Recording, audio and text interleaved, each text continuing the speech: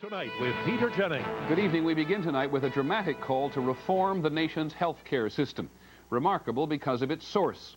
It is published in the Journal of the American Medical Association, the largest organization representing doctors' interests. Today, the editor-in-chief of the journal writes that it is morally unacceptable for millions of Americans to be denied adequate health care.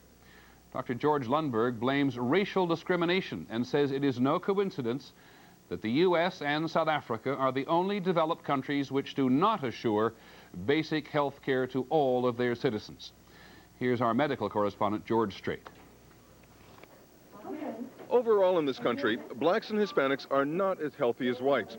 And the editor of the Journal of the American Medical Association says figures which point out the disparity are so dramatic that he is convinced there is only one cause. Overall, dealt with statistically, racial discrimination clearly is practiced in an overall institutional way in the delivery of health and health opportunities in this country today, and probably always has been. For instance, life expectancy. For white men, it is 73 and rising. For black men, 64 and falling. Cancer. Blacks and Hispanics are twice as likely to get cancer as whites, and 5 times as likely to die from it. Heart disease. The death rate for blacks is 2.5 times greater than that for whites. And health insurance. Blacks and Hispanics are twice as likely not to have any at all. But the former head of the American Cancer Society says the problem here is much more than just race. But the bottom line problem, if you look at the situation today, is rooted in poverty. Racism causes poverty, and poverty causes death. The AMA has been concerned that not enough is being done about the way health care is delivered in this country. So with the editor of its journal raising the issue of racial discrimination, the AMA hopes that policymakers will now become serious about reforming a system which does not meet the health needs of millions of Americans. George Strait, ABC News, Washington. The Vice President, Dan Quayle, was out promoting the President's health care proposals today. He went to Chicago to speak for the administration's program to reduce infant mortality. It's called Healthy Start. The administration wants Congress to spend $171 million on the program next year. There is some question about whether it is really an increase or whether the money would simply come from other existing child health care programs. From the lack of medical care to the cost of it when it is available, and a process that looks, at least on the surface, like a classic example of ripping off the system. Here are some figures which help establish the background. Medicare is the system which provides care for 32 million elderly and disabled Americans. It cost the government $117 billion last year, and federal investigators say that $12 billion of that will be wasted because of inefficiency and fraud. Here's ABC's Bill Greenwood. The hearing started with some basic questions, like why Medicare buys some items for 11 times more than they cost to make.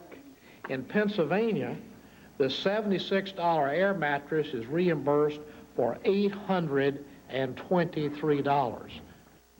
Excessive pricing of medical equipment is just one problem. Regional price differences are another.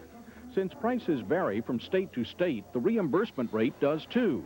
For example, Medicare will pay $42 for a wheelchair pad in Tennessee, but in Pennsylvania, the rate is $249.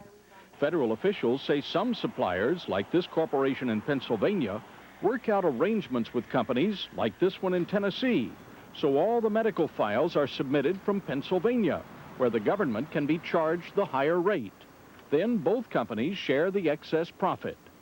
Another billing gimmick is called unbundling. It's been used recently in claims for ostomy kits, which are often needed for waste removal after intestinal surgery.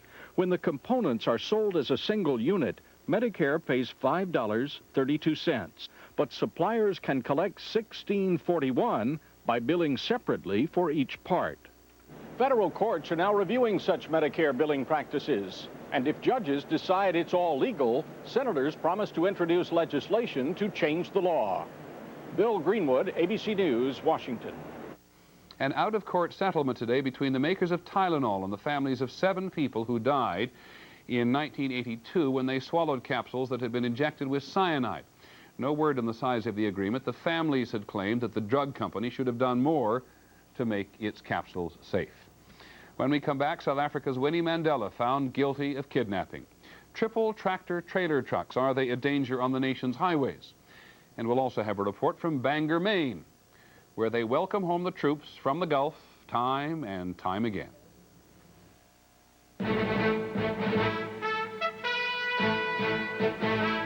This is World News Tonight with Peter Jennings, brought to you